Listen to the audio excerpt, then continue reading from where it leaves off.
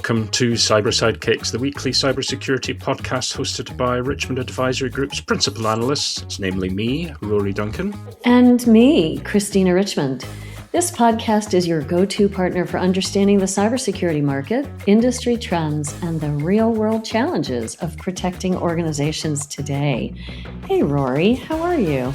Hey, Christina. I'm good, thanks. You sound awesome. We were just discussing beforehand, folks, your new AV setup for microphones and all sorts of things. It sounds great. Well, thank you. Yeah, it's only our 75th episode, and it only took me a year and a half to go to the AV specialist husband, Dennis, who has a trunk from the 1970s. I kid you not, Rory. And so, yes, we have all of the gear, which I didn't know existed. Well, so there you have it. Some of those mics sound fantastic.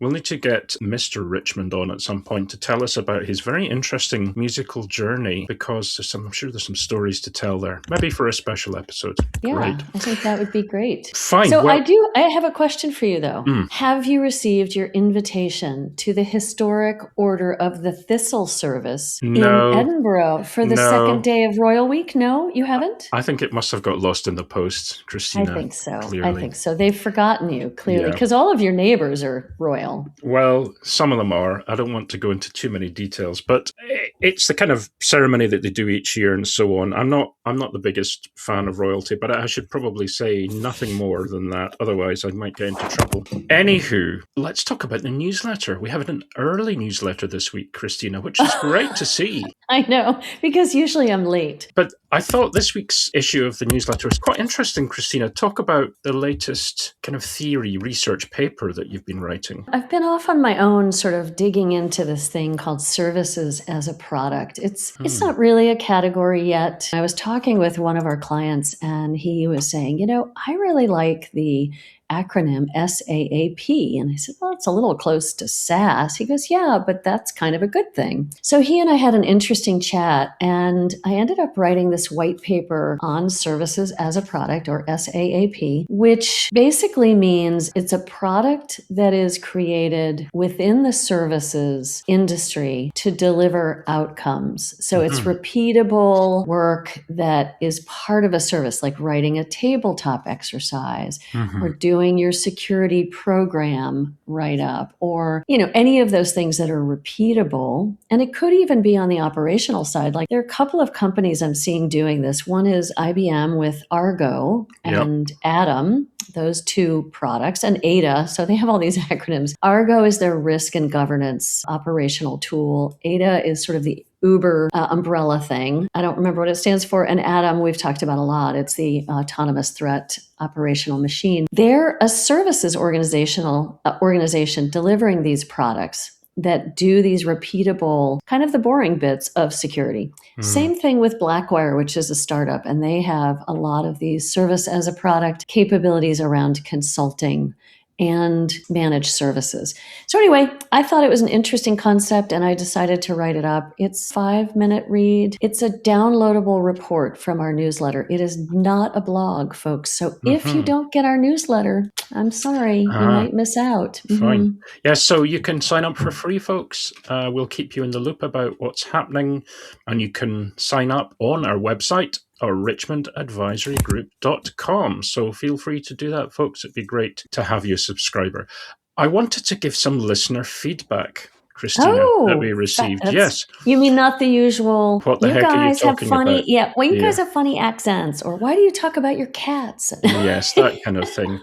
No, this was real feedback. Yeah, from Simon Hodgkinson, who's a strategic advisor with Semprus, and he's been on the show before. So we've always enjoyed chatting with Simon, and he had been sort of dissecting our special episode on identity, which he says he enjoyed, so it wasn't a complaint. But good. He said in the spirit of feedback, one area I think worth expanding on is the resilience of the identity platform, which, as he points out, is not covered by ITDR. As Simon points out his view that resilience is key, the ability to withstand or recover quickly from an adverse event impacting identity to minimize business disruption. he raises it because he thinks it's often missed when discussing the importance of identity. And that's fine. We don't disagree with you there, Simon. A good point to remind us of when we continue to talk about this. But yeah, we'll have Simon on again in a few weeks' time, which we're really looking forward to, because he's the kind of a guy who is measured, who is enthusiastic, he knows his stuff, and is great to have in a conversation. So yeah, great. That was it, Christina, from the feedback that we had. I love it. And, Simon and I went back and forth a little bit and had a smidge of a debate, because he was saying that identity and the platform for identity is part and parcel with resilience. I don't think it's the only thing that is part of resilience. And when I pointed that out, he actually agreed. So we'll have an interesting discussion about this, because I think identity is central right now and has been increasingly so over the last 10 years. And while it is the cat's meow, it is not everything in terms of resilience. I like that, the cat's meow. We had to get cats in there, folks. And Christina beat me to it. Yes, I did. Sorry about that.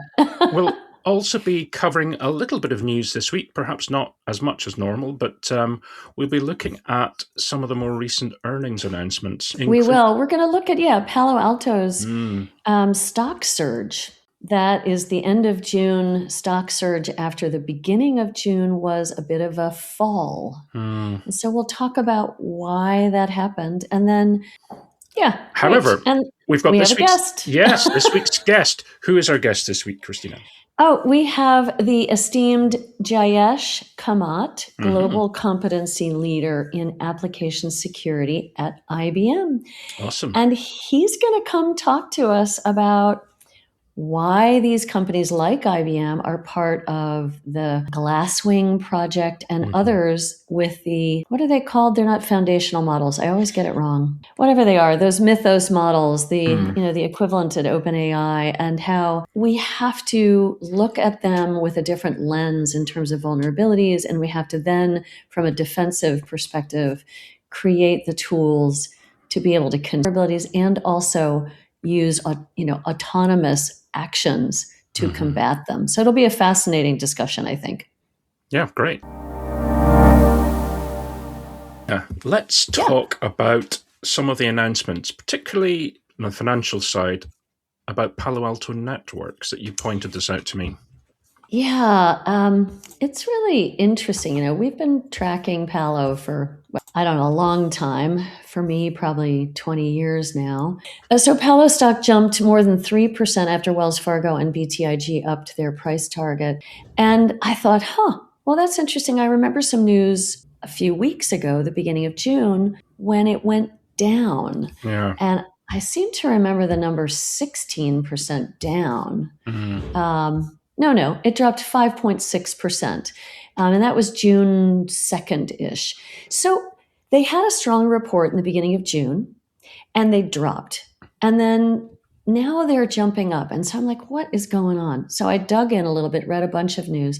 And the net is that they had been reporting their inorganic growth, their acquisitions, in a very detailed way. So if you look at their last report, which was June 2nd, they actually give the third quarter numbers. They give all of the very specific numbers. Their growth of 31% year over year to $3 billion included the $388 million from CyberArk and Chronosphere. So those are two acquisitions. And they go on with more detail. And so they've been giving this very detailed look at their finances. Well, what did they do this week? They decided to not break out the inorganic growth anymore. They're going to start talking more broadly about growth and not defining it by this was Chronosphere, this was CyberArk, this was so-and-so, which is fine. Wall Street really likes that. That's why they surged. But it's also a game. I'll just call it what I think it is. And, the big successful companies play this game quite well. What do you think, Rory? Yeah, I think there's more of this going on. We talked about the number of companies that report on ARR, average recurring revenue, as opposed to, total revenue.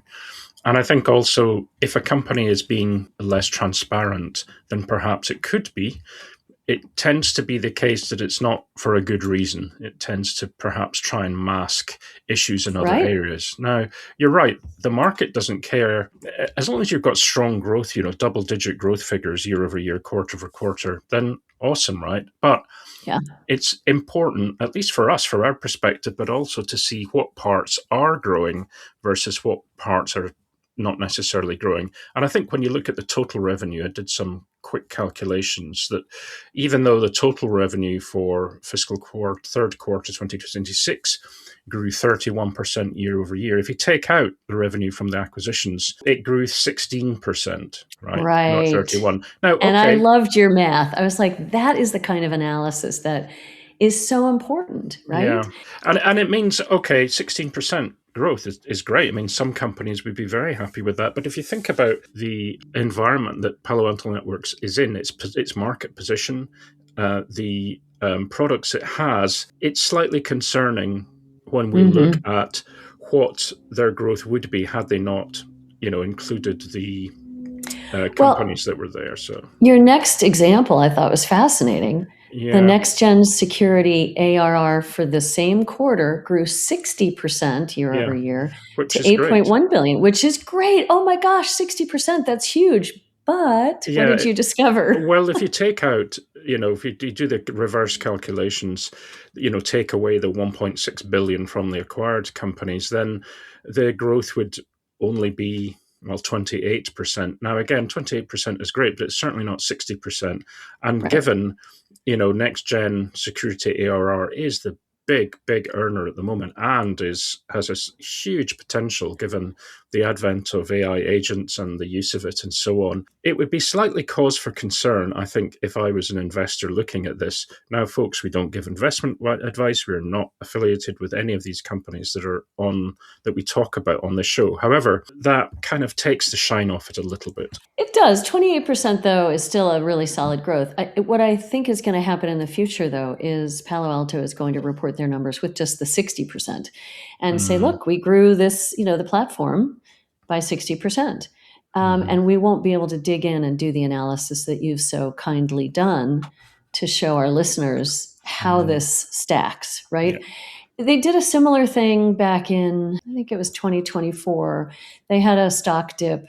And Nikesh Arora was on the different investing shows talking about platformization. And that was sort of the big, he put a huge bet on platformization, and it's worked out and they've made acquisitions around it. But it was a move to show the market that we're doing something new. He's very skilled, very adept at this. So no, I'm not throwing shade. I actually think, good for them. It'll be interesting to watch, and it's always fascinating to pull these numbers apart. Yeah. Great. Thanks, Christina, for that. Our special guest this week is Jayesh Kamat, who is the Global Competency Leader for Application Security at IBM. Hey, Jayesh, thanks for coming on the show. Thank you, Rory, and thank you, Christina, for having me. Yeah, it's a pleasure. We're so glad to have you on, Jayesh. And Jayesh and I have talked many times, and so it's always a joy. We have a good time. And he knows what's in store for him today. We're going to start out with our softball question, but we kind of know where we're going, folks. Usually we don't. We get a lot of surprises when we ask this question.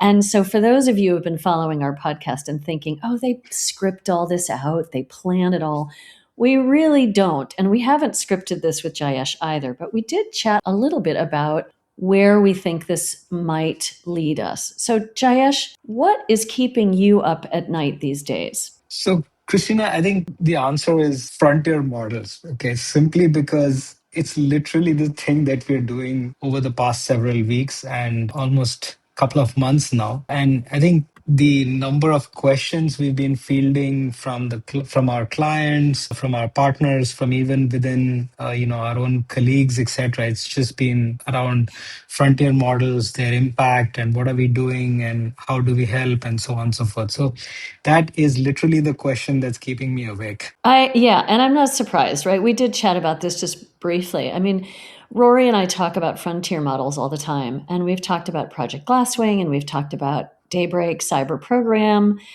with OpenAI, and IBM is a part of both of those. So we got this announcement from your team, and it was of interest to us because number one, frontier models are a huge discussion point right now, but they're also quite practically going to bring us a flood of vulnerabilities. They're already showing the amount of vulnerabilities that they can increase our load with, right? So That's your correct. response, so your response is let's build some things that help customers with that. So let's talk about why it's important to be a part of the frontier model programs first of all, and then let's talk about what kind of things can we build to help the machine to machine response, if you will. Right. Christina, the frontier models have impacted cybersecurity like nothing else before, in the sense that like I've been in this field for well over 25 years now, but Wow.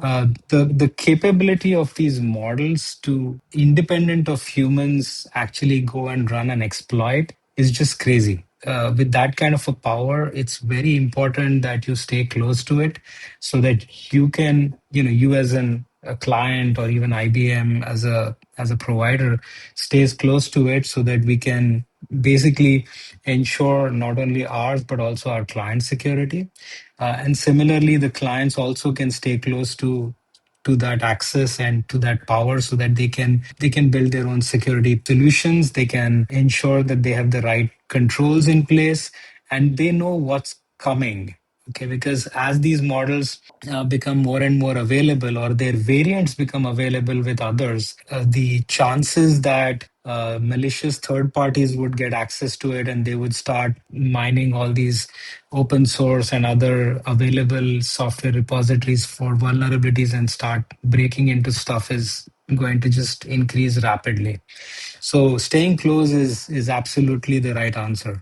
Yeah. So what does staying close mean, Jayesh? Like what is a practical way to stay close for just the average, CISO, the average buyer? How does he or she stay close? So I think there are a couple of ways, right? One of them is both Glasswing and OpenAI stack have mechanisms by which you could join the group. Okay, there are various stack levels, and there are Glasswing has its various levels as well of how much access you get, but you at least should be part of that membership. That's one way you could get in there. The other is partner with companies like IBM who have access Mm-hmm. and who are building solutions around securing clients using their access to these particular models.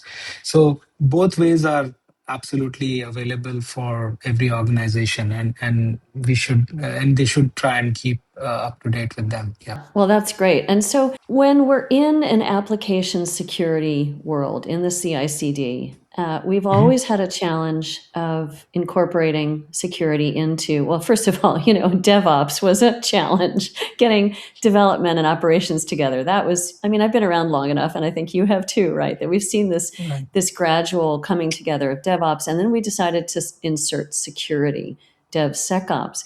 And now things are going so fast in the coding world because a lot of times the machine is now coding, right? Right. And if we're then coding with machines, potentially introducing vulnerabilities at the speed of machine, and or vulnerabilities are being discovered at the speed of machine, what does the defender have to do within like software development? It's not defense. It's creating in a way that is defensive in my mind. Does that make Right. sense? No, it absolutely does, and that's something that we have been talking about as well to our clients. And and it's funny that you say this that we've been talking security and in application security for so long, and it's generally been ignored or had a step motherly treatment, or so to speak. But Stepmotherly treatment. I love that. Or the yeah, redheaded stepchild.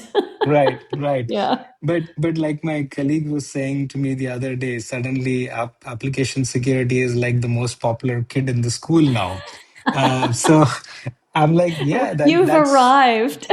exactly right. Like we've had or rather, it's the moment under the sun, so to speak. Yeah. Right. So So I think the thing is absolutely true, right? The frontier AI models were never created with the intention of breaking into stuff, but that was the unintentional consequence. I mean, that's Right. what Anthropic said, right? When it announced Mythos, that they were looking to build models that could code more complex applications and run longer. So that was their original intention. And that they did succeed with that, because as you are seeing frontier models and even the models before them get more and more powerful, the amount of code that they're generating is just skyrocketing, right? And Yeah. it's so easy to code. I mean, if you, I don't know if you're aware, but IBM has its own coding agent called IBM Bob, and Yeah, I love that. IBM Bob. That's right. a And good because name. all of us have access to it, the amount of stuff people are developing with is just crazy. And that shows what can happen within an organization, right? The amount of code that can be generated and how easy it is to code. But that also creates new sorts of risks, right? Because unless you had security in your design, unless you made sure that your enterprise level security, it was taken care of. Those are the kind of things that could have bigger issues. So you might have beautiful looking code, but it might miss all the security aspects of it. To kind of counter that, I think we are also trying to build a security approach, which is we calling it AI native security, right? So Mm, the idea is, how do you make sure that your requirements that have gone in to generate that code is secure right from the start? And that's where we're saying, okay, make sure that your spec or specifications have security already defined into it, right? You are defining things like which libraries you can use, what type of functions you can use, and so on. So you're basically giving it a whitelist. So yeah. you're making sure it's enterprise grade from design. You're also asking for additional tools to be run as application security to check code and then again revise the code. So you're asking the AI agents to look at their own code, verify it, and come back. So it's like, if you remember the prompt engineering days where you would say, okay, Yes. give me your thought process. That's Yeah. exactly what we are asking the AI coding agents to do.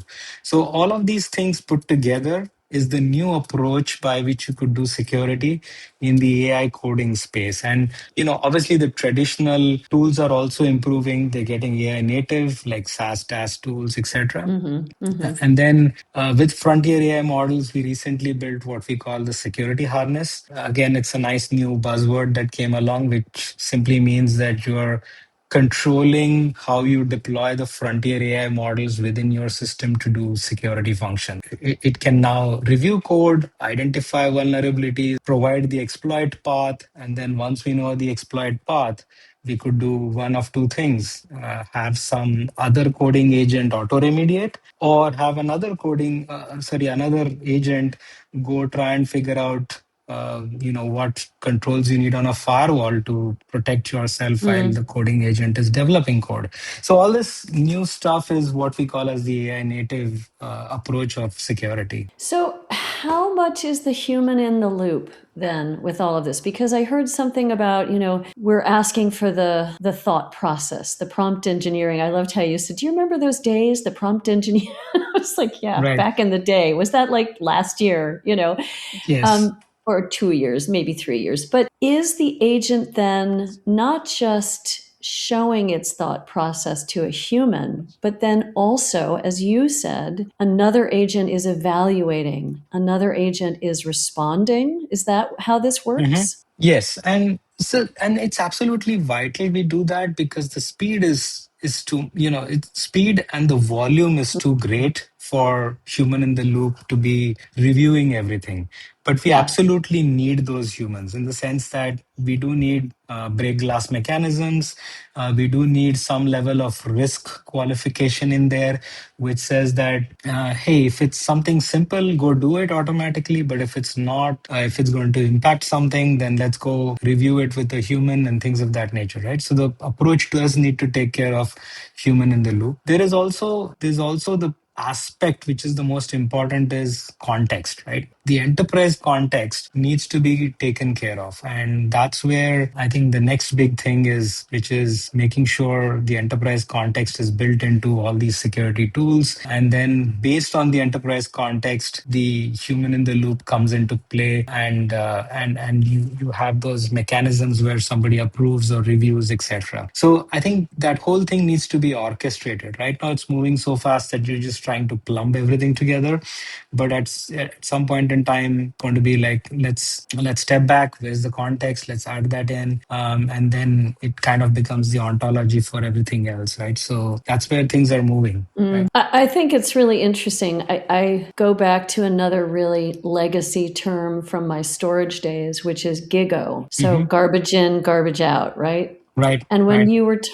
when you were talking about setting up your context, setting up the framework, how you work at an enterprise level with these new frontier models and with new tools in application security, it occurred to me that we don't always do a good job of setting things up at the beginning. So let's chat about that just for a minute here. It's like, what do folks really need to think about? Because if you're using old frameworks, old processes, and you're in this new machine era, it seems that it's not going to be as effective. So how do you break out of our old mindset and develop in the CI/CD in a different way today? Any thoughts on that? Yeah, sure. And Christina, it's very similar to how things were in the cloud days, right? So Yeah. when cloud came along, everybody said, "Hey, we can't just take our on-prem security and dump it into cloud and make it work, right? They It tried. needs new."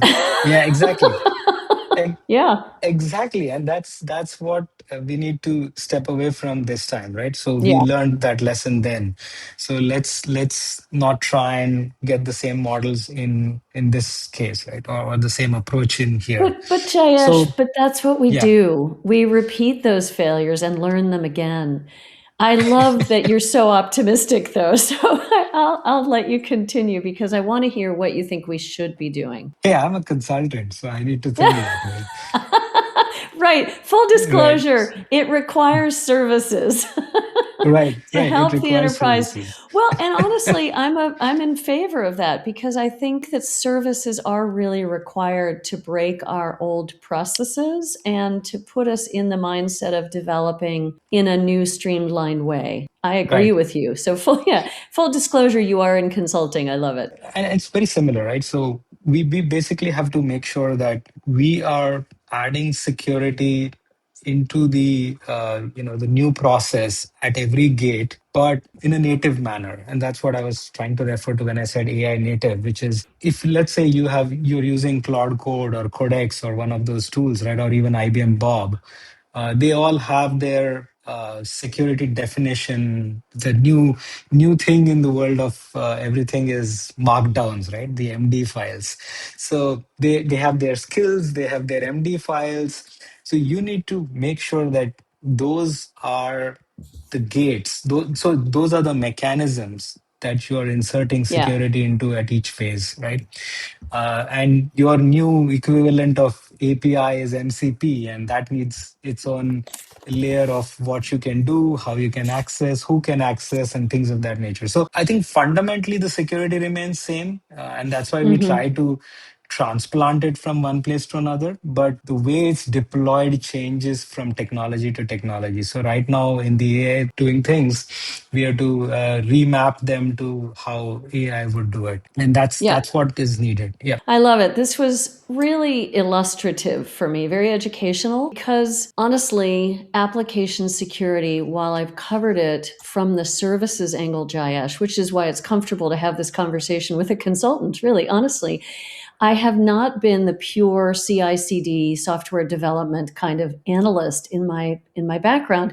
So every time I have a conversation with someone like you, someone who's smart, articulate, and understands application security and the fact that it's moving from that back room Mhm. redheaded stepchild place to front and center, I'm really grateful. I'm really grateful to understand it better. So I think we could talk for a long time. We're going to let you go as we promised. We said we'd have you off by the half past mark. And we really are grateful that you came on today at short notice to chat about this. So thank you so very much. Thank you so much, Christina, for having me, and Rory for organizing.